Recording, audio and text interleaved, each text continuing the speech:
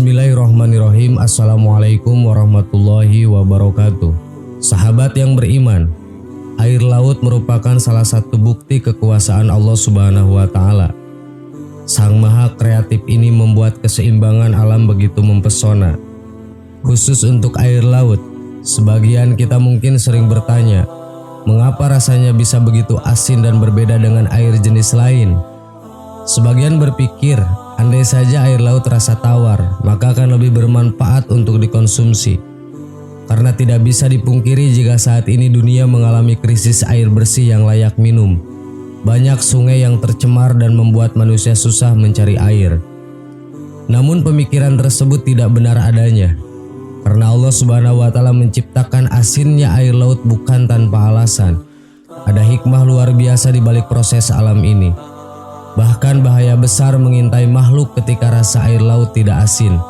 Sebenarnya apa yang akan terjadi?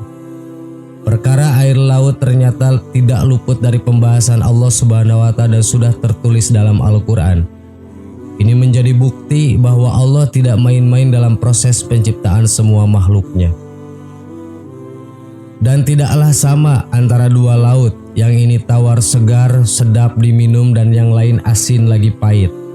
Dan dari masing-masing laut itu kamu dapat memakan daging yang segar dan kamu dapat mengeluarkan perhiasan yang dapat kamu pakai. Dan pada masing-masingnya kamu lihat kapal-kapal berlayar membelah laut supaya kamu dapat mencari karunia-Nya dan supaya kamu bersyukur. Quran Surat Al-Fatir ayat 12. Salah satu bahaya yang akan menimpa makhluk ketika air laut tidak asin adalah tempat ini akan menjadi pusat dari segala macam bentuk wabah penyakit. Tentu ini akan mengancam keselamatan penduduk dunia, mengingat luas lautan lebih besar dibanding daratan. Mengapa bisa demikian? Salinitas atau kadar garam laut berfungsi untuk mensterilkan air, sehingga mencegah terjadinya pembusukan dan perkembangbiakan penyakit. Kalau tidak demikian, niscaya laut menjadi pusat atau markas yang lebih baik bagi wabah dan penyakit yang menyebar ke seluruh negara dan bangsa. Sekilas mari kita mengingat tragedi tsunami yang terjadi pada 2004 silam. Ada begitu banyak korban jiwa yang meninggal dalam tragedi tersebut. Sebagian ditemukan, namun tidak sedikit pula yang ikut terseret menuju lautan dan samudera yang luas. Bagaimana jadinya jika air laut rasanya tawar? Jika air laut tidak asin, maka jenazah itu justru akan menjadi wabah penyakit karena mengalami pembusukan. Selain itu, asinnya air laut juga memberi hikmah luar biasa lainnya. Jika air laut tidak asin, niscaya akan menyulitkan dunia transportasi air. Namun bagaimana bisa? Dan di antara tanda-tanda kebesarannya ialah kapal-kapal yang berlayar di lautan seperti gunung-gunung. Quran Surat Asy-Syura ayat 32. Kapal yang berlayar di laut dengan muatan yang bermanfaat bagi manusia.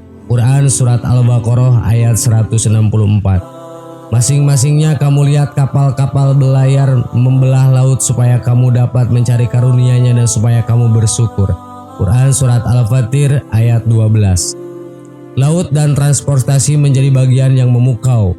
Allah Subhanahu wa Ta'ala menjelaskan tentang laut dan dihubungkan dengan kapal-kapal sebagai alat transportasinya. Jika ini tidak istimewa, mengapa Allah tidak menyebut sungai dan alat transportasinya? Karena keistimewaannya inilah maka Allah menyebutkannya di dalam Al-Quran. Ternyata ini ada kaitannya dengan asinnya air laut. Hal ini bisa dibuktikan dari proses pembuatan es krim. Jika melihat proses pembuatan es krim, maka akan ditemukan bahwa pembekuan es krim dengan menggunakan es saja tidak cukup. Karena es tidak dapat mendinginkan hingga di bawah 0 derajat Celcius. Karena itu, para pekerja mencampurkan garam ke dalam es sehingga membentuk campuran cair asin yang meleleh pada derajat di bawah 0 derajat. Yang perlu diperhatikan bahwa pendinginan dengan cara ini, yaitu peningkatan konsentrasi garam, tidak dapat dilakukan sampai suhu di bawah 12 derajat Celcius. Dan pengamatan sederhana ini termasuk hal yang penting yang terjadi di perairan laut. Danau dan sungai dapat membeku di musim dingin, tapi laut tidak. Salah satu penyebab utamanya adalah laut memiliki air yang asin. Kandungan garam di air laut menurunkan titik bekunya. Maka keberadaan kadar garam di laut ini membuat air laut baru membeku pada derajat di bawah 0 derajat.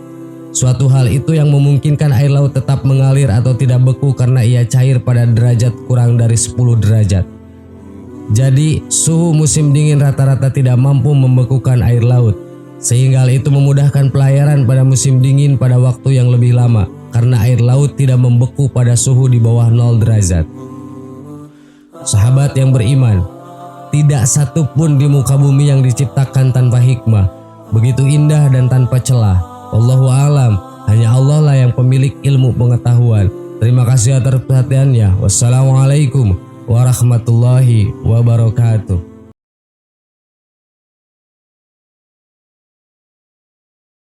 Bismillahirrahmanirrahim. Assalamualaikum warahmatullahi wabarakatuh. Sahabat yang beriman, mencintai dan dicintai oleh sesama manusia, apalagi terhadap suami istri, anak, serta sanak saudara merupakan kebutuhan batin yang paling mendasar. Terlebih lagi jika kita mampu mencintai serta dicintai oleh pencipta semua makhluk di muka bumi, yaitu Allah Subhanahu wa Ta'ala. Tak dapat dipungkiri, segala kebaikan yang Allah Subhanahu wa Ta'ala kehendaki pastilah memiliki tanda-tanda yang unik, baik tersirat maupun tersurat. Begitupun tanda bahwa Allah cinta dan sayang terhadap hamba-hambanya di dunia. Terdapat 3 tanda bahwa seorang hamba mendapatkan kasih dan sayang dari Allah Subhanahu wa Ta'ala saat berada di alam dunia. Tanda-tanda tersebut yaitu: 1. Allah Subhanahu wa Ta'ala membalaskan keburukan hamba tersebut secara langsung di dunia agar nanti ia terlepas dari balasan Allah Subhanahu wa Ta'ala di akhirat. Rasulullah SAW pernah bersabda yang maksudnya, apabila Allah menghendaki kebaikan kepada seorang hambanya, maka Allah akan mempercepat balasan kesalahannya di dunia. Dan sebaliknya, apabila Allah menghendaki keburukan kepada hambanya, maka Allah tidak membalas perbuatan dosanya di dunia hingga kelak dia membalasnya nanti di hari kiamat. Hadis riwayat Tabrani. Itulah tanda pertama yang mana Allah berikan kepada hamba kecintaannya. Dia mempercepat balasan keburukan hambanya tersebut, agar hambanya tersebut segera bertaubat dan memperbaiki kesalahan yang ia telah perbuat. Namun sebaliknya, bagi orang yang dibenci oleh Allah Subhanahu wa Ta'ala, ia akan dibiarkan saja bergelimang dalam lumpur dosa dan terus-menerus bermaksiat hingga lupa dan lalai selama berada di dunia. Oleh sebab itu, sudah sepatutnya seorang mukmin selalu menerima segala bentuk kesusahan yang ia terima di dunia dan ikhlas dan ridho. Mungkin saja itu merupakan hukuman dari Allah Subhanahu wa Ta'ala akibat kesalahan kita, sekaligus sebagai tanda bahwa Allah mencintai hambanya agar kita segera insaf dan bertaubat. Karena sesungguhnya balasan Allah Subhanahu wa Ta'ala di dunia sangat tidak sebanding dengan balasan Allah Subhanahu wa Ta'ala di akhirat. Ketika di akhirat seorang hamba sudah tak memiliki kesempatan lagi untuk bertaubat, serta balasannya pun jauh lebih dahsyat. Ingatlah bahwa Allah Subhanahu wa Ta'ala berfirman dalam surat Al-A'raf ayat 168. Dan kami coba mereka dengan nikmat yang baik dan bencana yang buruk agar mereka kembali kepada kebenaran. Berkaca dari firman-Nya tersebut, sudah jelas bahwa cobaan dan ujian merupakan sunatullah yang di dalamnya pasti mengandung rahmat dan hikmat bagi hambanya. Allah memiliki banyak cara yang berbeda-beda untuk mengembalikan hambanya kembali menuju jalan lurusnya. Kedua, Allah Subhanahu wa Ta'ala bukakan hatinya dan mengisinya dengan keyakinan yang kuat dan kukuh.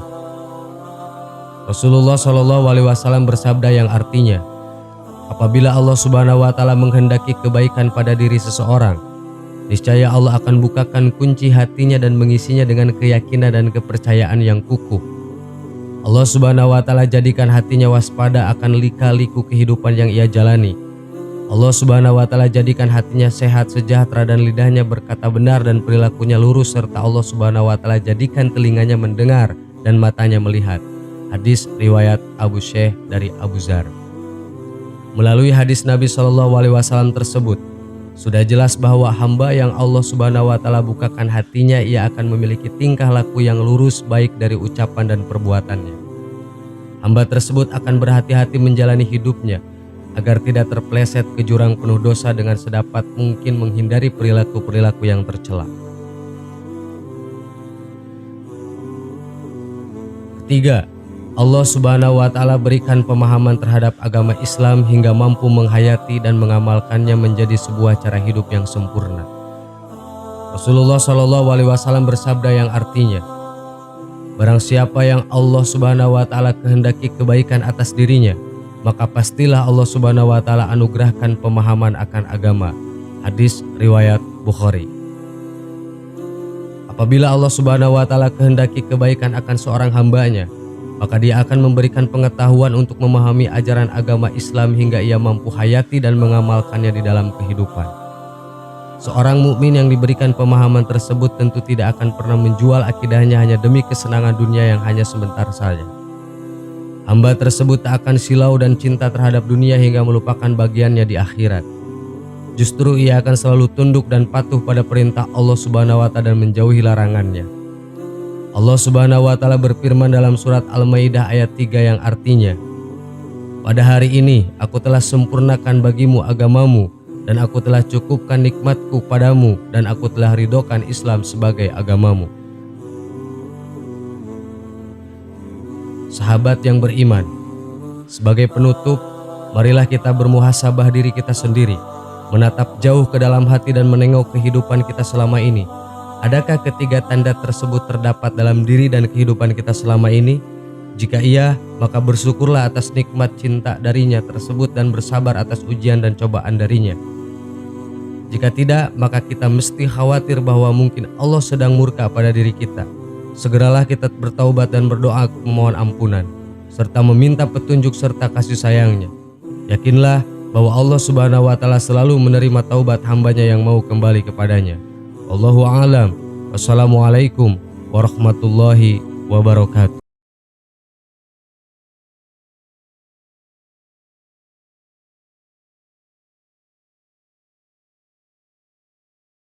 Subhanallah walhamdulillah wa la ilaha illallah wallahu akbar. Subhanallah